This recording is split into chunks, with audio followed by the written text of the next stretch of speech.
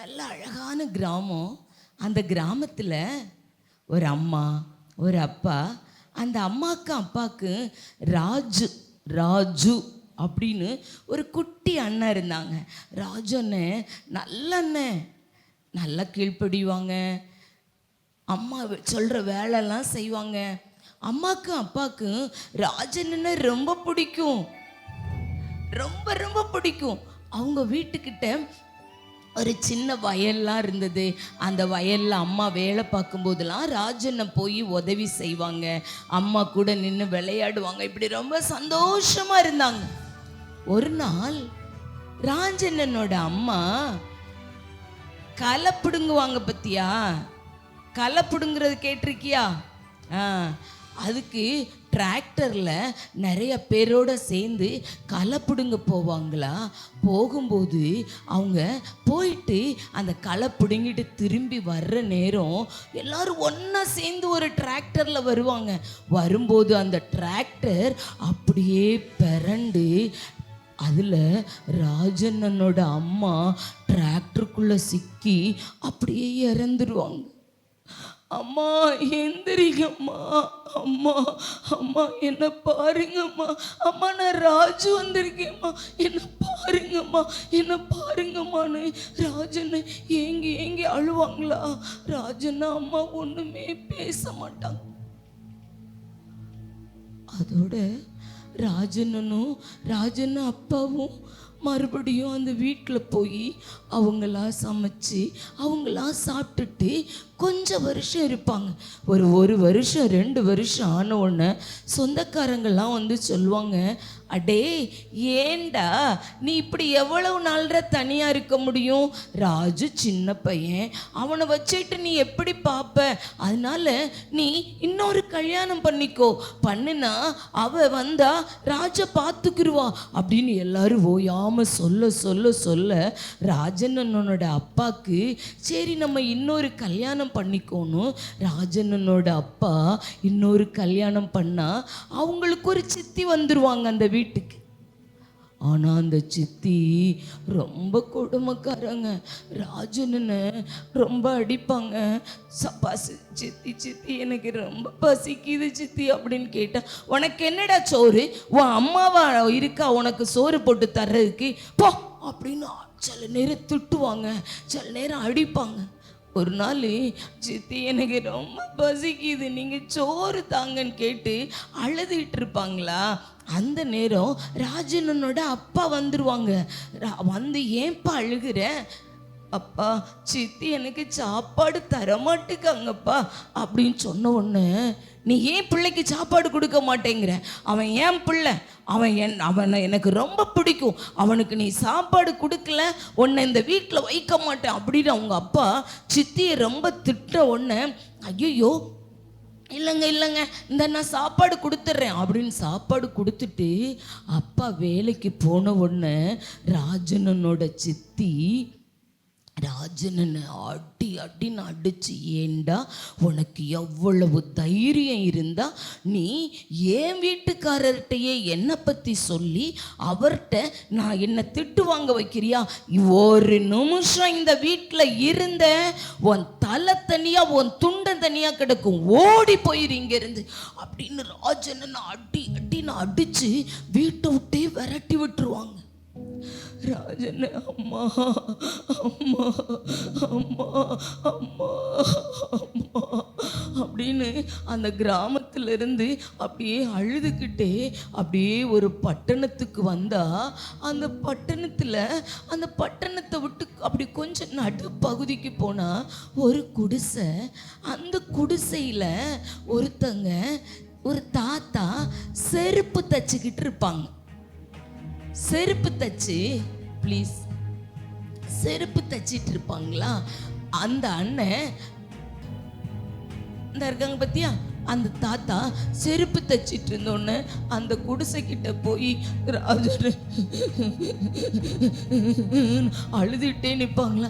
ஏன்பா, ஏன் கண்ணா நீ அழுகிற, ஏன்பா, வா வா உக்கார் உக்கார் அப்படின்னு தாத்தா உள்ள கூட்டிட்டு போய் ராஜனனுக்கு சாப்பாடு கொடுத்து தண்ணி கொடுத்து உட்கார வச்சுட்டு, ஏன் அழுகிற, உனக்கு அம்மா இல்லையா, அப்பா இல்லையா, அவங்கெல்லாம் எங்க அப்படின்னு கேட்டோன்னா அண்ணன் சொல்லுவான், தாத்தா தாத்தா எனக்கு அப்பா ஊரில் இருக்காங்க, எங்கள் சித்தி என்னை ரொம்ப அடிக்கிறாங்க, எங்கள் அம்மா கொஞ்ச நாளைக்கு முன்னாடி இறந்துட்டாங்க தாத்தா, அதனால் எனக்கு அங்கே யாரும் இல்லை, நான் பசிக்குதுன்னு சோறு கேட்டேன், எங்கள் சித்தி என்னை அடித்து விரட்டி விட்டுட்டாங்க தாத்தா அப்படின்னு சொல்லிட்டு அழுவானா.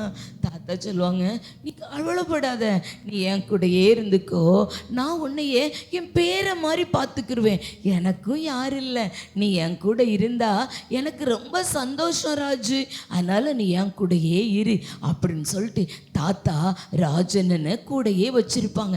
வச்சிருந்து அவங்களுக்கு செருப்பு தைக்கிற வேலை, ஒரு தோல் கிடைச்சா, செருப்பு தைக்கிற தோல் கிடைச்சா அதை எப்படி பதனம் பண்ணணும், சுத்தம் பண்ணணும்னு எல்லாம் கற்றுக் கொடுப்பாங்க. அப்படி கற்றுக் கொடுக்கறதோட சேர்த்து தாத்தா என்ன பண்ணுவாங்கன்னா, தினமும் ராஜனனுக்கு ஜெபம் பண்ண சொல்லி கொடுப்பாங்க, பைபிள் வாசிக்க சொல்லி கொடுப்பாங்க. ராஜு, நான் ஒரு நாள் ஏசப்பாவோட ராஜ்யத்துக்கு நான் போயிட்டாலும் நீ தனியாக இருக்கக்கூடாது, உனக்கு நீ ஏசப்பா கூட இருக்கணும், அதனால தாத்தா சொல்கிற இயேசுவை நீ உறுதியாக பிடிச்சிக்க ராஜு, உன்னை கண்டிப்பாக உயர்த்துவார் அப்படின்னு சொல்லிட்டு ஒரு நாள் தாத்தாவும் அப்படியே இறந்து போயிட்டாங்க. தாத்தா, நீங்கள் மட்டும்தானே தாத்தா எனக்கு ஆதரவாக இருந்தீங்க, நீங்களே இறந்துட்டீங்க தாத்தா, நான் என்ன செய்வேன் தாத்தான்னு தாத்தாவை நினச்சி ராஜனை ரொம்ப நாள் அழுதுகிட்டே இருந்தாங்க. ஒரு நாள் அவங்களுக்கு தோணுச்சு, தாத்தா சொல்லியிருக்காங்கல்ல நாம் ஏசப்பாவை தேடணும்னு. தினமும் ராஜனே காலையில் எழும்பினோன்னு ஜெபம் பண்ணுவாங்க, பைபிள் வாசிப்பாங்க, அந்த செருப்பு தைக்கிற கடைக்கு வந்துடுவாங்க, வந்து செருப்பு தைப்பாங்க, அப்படி தச்சு கொஞ்சம் காசெல்லாம் சேர்ப்பாங்க. சேர்த்தா இவங்களுக்கு ஏசப்பா மேலே ரொம்ப அன்பு வந்துடும் ராஜனனுக்கு.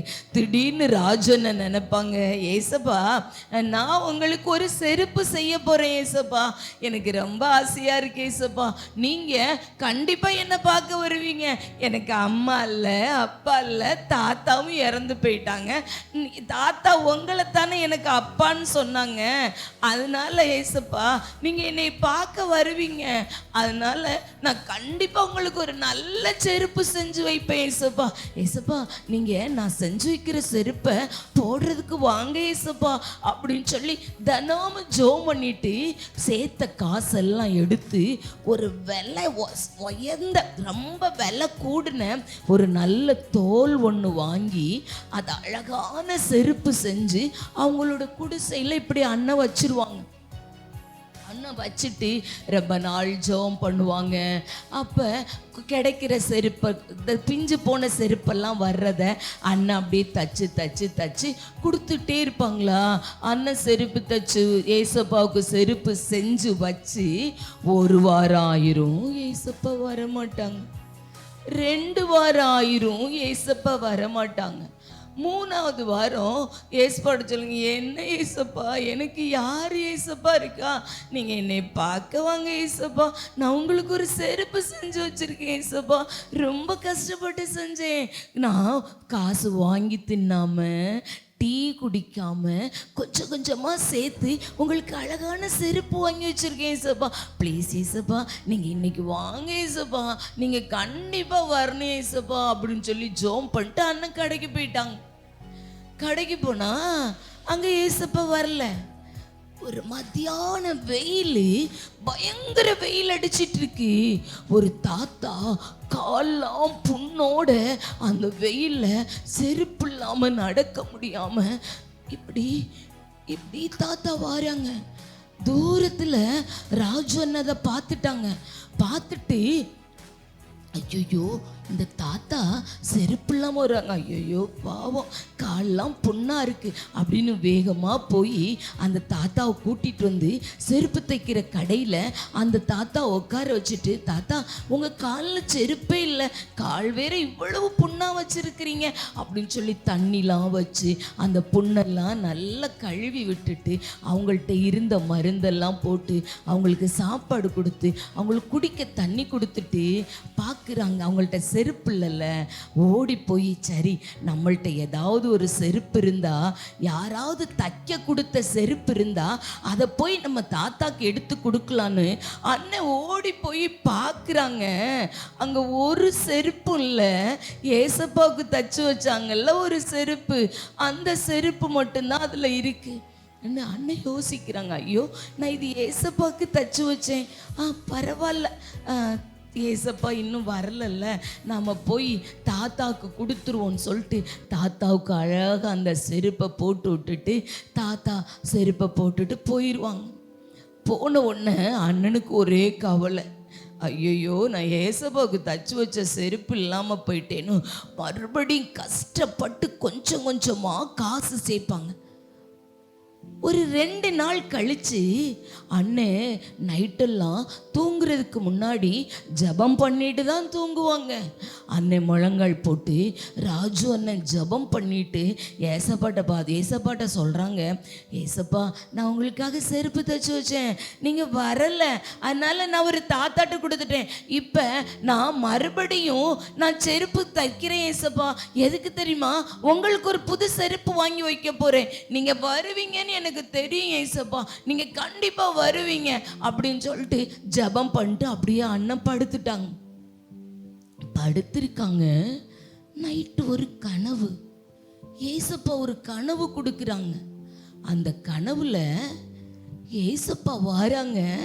ராஜனை ஓடி போய் ஏசப்பா அப்படின்னு கட்டி பிடிக்கிறாங்க. பார்த்தா ஏசப்பா அந்த தாத்தாவுக்கு கொடுத்துருந்தாங்கல்ல ராஜன் ஒரு செருப்பு, அதே செருப்பை ஏசப்பா போட்டிருக்காங்க. பார்த்த உடனே அப்படியே ராஜனுக்கு கண்ணீரா ஓடுது. ஏசப்பா நான் இந்த செருப்பை அந்த புண்ணோட வந்த தாத்தாவுக்கு கொடுத்தேன், நீங்க எப்படி போட்டீங்க? அப்ப ஏசப்பா சொல்றாங்க ராத்திரி கனவுல ராஜன்ட்ட, ராஜு நீ அந்த தாத்தா மேலே இரக்கமாக இருந்த பத்தியா, நீ செஞ்ச இரக்கம் எனக்கு தான் செஞ்சேன். அந்த வியாதி உள்ள தாத்தாவுக்கு நீ என்ன இரக்கம் செஞ்சியோ அது எனக்கு நீ செஞ்ச, நான் தான் அதை போட்டிருக்கிறேன் ராஜு, நீ கவலைப்படாத அப்படின்னு சொல்லி ராத்திரி கனவுல அப்படியே மறைஞ்சிட்டாங்க ஏசப்பா. ராஜனை முழிச்சு பார்க்குறாங்க, கனவு. அப்பா அப்பன்னா நான் ஏசப்பாவுக்கு தான் அது கொடுத்தேனா, அப்போ அந்த தாத்தாவுக்கு உதவி செஞ்சா, அந்த தாத்தாவுக்கு இரக்கம் செஞ்சா அது ஏசப்பாவுக்கு இரக்கம் செஞ்சதா அப்படின்னு நினச்சிட்டு அண்ணன் கொஞ்ச நாளைக்கு இல்லை திடீர்னு ஏசப்பா அவங்கள ஆசீர்வதிக்க ஆரம்பிச்சாரா. எல்லார்ட்டையும் போய் செருப்பு வாங்கி வித்துக்கிட்டு இருந்தாங்க. கொஞ்ச நாள் ஆச்சு, ஏசப்பா ராஜனனை ஒரு தோல் பதனிடுகிற ஒரு ஃபேக்ட்ரி வாங்க வச்சாங்க. அந்த ஃபேக்ட்ரியிலேருந்து நிறைய செருப்பு செய்ய வச்சாங்க. அந்த செருப்பை வச்சு நிறைய அனாதை குழந்தைங்க, செருப்பு இல்லாதவங்க, தெருவில் பிச்சை எடுக்கிறவங்க, இவங்க எல்லாருக்கும் செருப்பு செஞ்சு ஏழைக்கு இரக்கம் செய்கிற ராஜனை கடைசியில் பெரிய பணக்காரனா பெரிய ஐஸ்வர்யவானா வாழ்ந்து ஓட்டத்தை முடிச்சிட்டாங்க. இன்னைக்கு வசனம் என்ன தெரியுமா? இரக்கமுள்ளவர்கள் பாக்கியவான்.